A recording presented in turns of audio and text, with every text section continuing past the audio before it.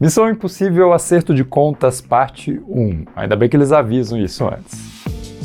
Vamos lá, o sétimo filme da saga do espião Tom Cruise, interpretado pelo ator Ethan Hunt, é mais um filmaço dessa franquia extremamente consistente. E eu acho que desde Protocolo Fantasma, o quarto filme, eles encontraram de vez, um formato que funciona muito bem reciclando novas tramas a cada filme, mas mantendo personagens que a gente já conhece enquanto adicionam novos rostos de vez em quando para dar uma chacoalhada nas dinâmicas. Nesse sentido, o Acerto de Contas, ciente de ser um dos últimos filmes da saga, até onde a gente sabe, escolhe lançar um olhar para o começo de tudo, trazendo de volta alguns elementos ali do primeiro filme de todos, como a presença do Kittredge, o supervisor do Ethan, e até alguns ângulos de câmera holandeses meio tortinhos, que o diretor Brian De Palma usou bastante. Mas, acima de tudo, a história foca no conceito da escolha, um conceito que se reflete de várias formas, e que significa diferentes coisas para diferentes personagens. Vamos desenvolver um pouco essa ideia e relaxa que eu só vou falar de spoilers um pouco mais pro final do vídeo, e eu aviso, então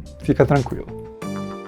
Bom, a ameaça da vez é a entidade, uma inteligência artificial que se torna o objetivo máximo de todos os países do mundo por ser capaz de controlar meio que tudo, Pensa o quanto da nossa vida não só depende das ferramentas digitais, mas de fato existe na esfera virtual, O quanto a nossa percepção da realidade é moldada por algo que não é fisicamente concreto, mas sim invisível, intangível. Pensando nisso, quando a gente faz uma escolha dentro dessa esfera virtual, essa escolha é livre, ela é autêntica, ela é espontânea ou ela é condicionada, ela é construída por algo além do que só o nosso próprio julgamento. Claro que pegar essa reflexão e aplicar num filme de ação não é exatamente inovador, também não é muito profundo, porque o objetivo final do filme não é esse. Mas Missão Impossível 7 consegue aproveitar a ideia muito bem, cara, muito bem mesmo. Pensando no quanto esse assunto tem se tornado cada vez mais relevante nesse desenvolvimento exponencial de coisas como o ChatGPT, ou mesmo a arte criada por inteligência artificial. E principalmente no jeito como o controle absoluto da nossa vida digital se torna uma mecânica interessante para o diretor Christopher McQuarrie trabalhar a tensão.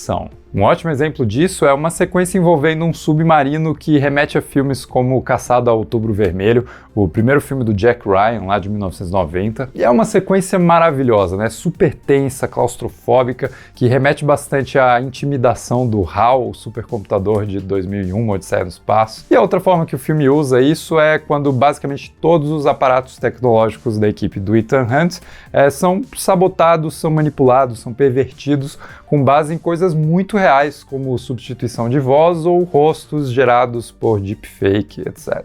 E meio que dá um arrepio sinistro, Perceber que um filme de ficção não precisa mais exagerar tanto para criar o vislumbre de um futuro assustador. Missão Impossível 7 balanceia esses conceitos muito atuais com elementos bem tradicionais da franquia, as perseguições de carro, as correrias para obter um objeto valioso, os grandes set pieces de ação que estão sendo veiculados nos trailers há um tempinho já. Eu acho até que o marketing diluiu um pouco o impacto dessas cenas das proezas do Tom Cruise, E eu também sinto que algumas cenas de ação se demoram um pouco mais do que o necessário e até parecem um pouco recicladas de coisas que a gente já viu antes. Tipo, sei lá, quanta cena de perseguição de carro você já viu em cidadezinhas europeias, Eu acho que não só nessa franquia, mas no cinema em geral. Agora, quando esses momentos estão servindo a construção de personagem, a dinâmica entre duas pessoas muito diferentes, eu acho que funciona muito bem, cara. Mesmo que não exista tanto fator de novidade, Com exceção da cena do trem. Cara, a cena do trem é maravilhosa. Ela é longa e ela tinha que ser longa mesmo. Ela cria uma tensão desgraçada, trabalhando um cenário cada vez mais vertical e lembrando inclusive jogos como Uncharted 2. E eu acho que ela une um aspecto muito legal dos filmes do Nolan, que é você fazer essas coisas de verdade, com cenários reais,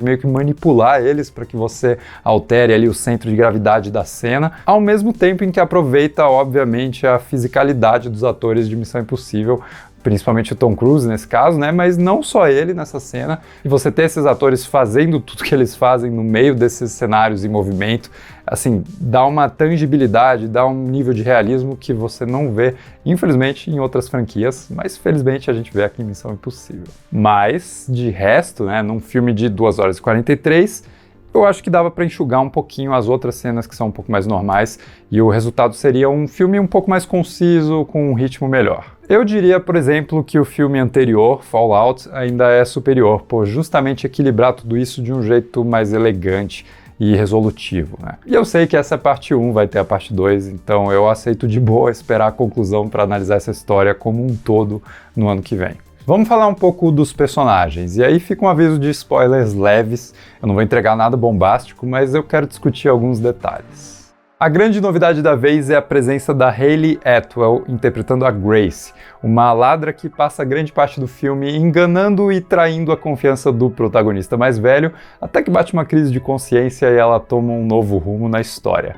E se parece que eu estou descrevendo a personagem da Phoebe Waller-Bridge em Indiana Jones 5, a diferença tremenda é que o arco da Grace é muito melhor escrito e executado, né? Isso acontece por alguns motivos importantes. Por exemplo, ela é uma ladra bem habilidosa, mas isso não significa que ela saiba dirigir qualquer tipo de carro ou que ela saiba dar porrada com a mesma elegância e eficiência que, sei lá, Rebecca Ferguson, que foi treinada para isso. Além disso, as interações entre a Grace e o Tom Cruise funcionam porque rola uma certa ingenuidade da parte dela, de nunca entender as consequências das suas atitudes realmente, né? Até que as consequências chegam e o buraco é tão embaixo que a mudança provocada na personagem é completamente natural. A gente consegue ver ela desenvolver a empatia necessária, né, para evoluir enquanto ser humano, e por isso nós, enquanto público, empatizamos com ela também. Aí, retomando a questão da escolha, o roteiro consegue amarrar esse arco da Grace com fragmentos lá do início da história do Ethan Hunt, que ainda vão ser concluídos no próximo filme, né, mas que envolvem justamente a decisão dele de entrar na IMF,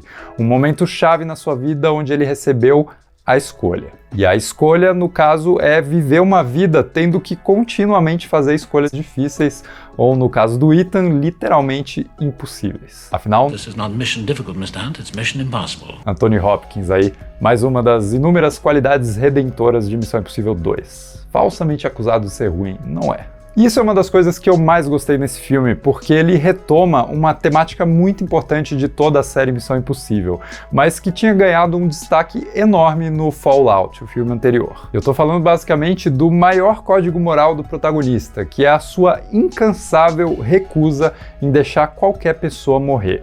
Ele se recusa a escolher a vida de muitos sobre a vida de um, de deixar algum membro da sua equipe se sacrificar pela causa, ou mesmo de perder a vida de alguns civis que ele nem conhece. Essa é, de longe, a maior obstinação do personagem, né? Já que ele só consegue visualizar um cenário em que tudo dê certo para todo mundo, toda vez. Em Fallout, ele consegue terminar o filme mantendo esse código moral, mas aí vem Acerto de Contas parte 1 para atacar de vez esse princípio e fazer o herói realmente ver que se ele não escolher um ou outro, eventualmente a escolha vai ser feita por ele. E é interessante que o filme pega todo esse conflito e desenvolve ele através daquela ideia de que um mundo dominado pelo digital não oferece realmente escolhas, né? Mas influencia tanto a decisão dos personagens que é inclusive capaz de prever o que eles vão fazer. E aí cabe ao Ethan confrontar suas escolhas tradicionais, que são todas antecipadas pela entidade, e encontrar um caminho fora da curva, ou um pouco mais acima da curva. Com isso, o filme cria um embate meio manjadinho, né, mas nunca irrelevante entre o digital e o analógico, sei lá, o moderno versus o antigo, né?